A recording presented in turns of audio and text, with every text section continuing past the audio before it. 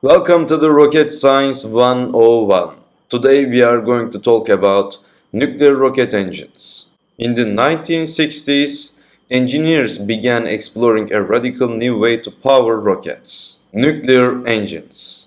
Unlike traditional chemical rockets, which rely on burning fuel and oxidizer, nuclear engines use the incredible energy of a nuclear reactor to heat a propellant. The idea was simple but powerful. Take liquid hydrogen, pump it through a reactor core filled with nuclear fuel, heat it to thousands of degrees, and then expel it through a rocket nozzle to generate thrust. This approach promised far greater efficiency measured in specific impulse than any chemical rocket could achieve. During ground tests in the United States, nuclear rockets delivered astonishing results. One experimental engine produced over 40,000 pounds of thrust. Now, what does that mean? A pound of thrust is a unit of force. To imagine it, 1 pound of thrust is enough to hold up about half a kilogram against Earth's gravity. So, 40,000 pounds of thrust could lift a fully loaded bus straight off the ground.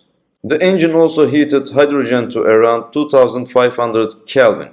Kelvin is a scientific temperature scale starting from absolute zero, the coldest possible point in the universe. To put it in perspective, 2500 Kelvin is about 2200 degrees Celsius or 4000 degrees Fahrenheit, hotter than molten steel. Its measured performance reached an equivalent specific impulse 848 seconds, nearly double what chemical rockets typically offer. For comparison, the mighty Saturn V rocket, which took astronauts to the moon, achieved about 450 seconds of specific impulse. Nuclear propulsion was in a completely different league. Why does it matter? Because higher efficiency means using less propellant to achieve the same velocity or going much farther with the same amount of fuel. A nuclear rocket could, in theory, cut the travel time to Mars nearly in half compared to chemical propulsion. That would make long-duration missions safer and more realistic. But there was a serious problem.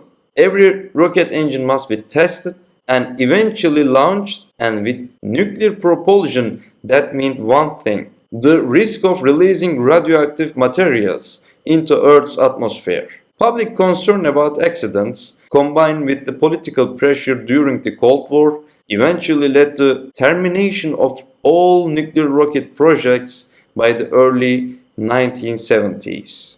Today, the concept is not forgotten. Agencies like NASA and private researchers are once again looking into nuclear thermal propulsion as a way to enable deep space exploration. The challenges are enormous, from safety to cost, but the potential benefits are equally huge. If humanity truly wants to send crewed missions to Mars or even beyond, nuclear rockets might once again take center stage. In short, nuclear rocket engines are a reminder of both the ambition and the caution of space exploration. They represent a bold leap forward in efficiency, yet also a sobering lesson in the risks of mixing nuclear power with the rocketry. The question remains: will the future of space travel reignite the nuclear rocket dream? Thank you for watching. See you in the next episode.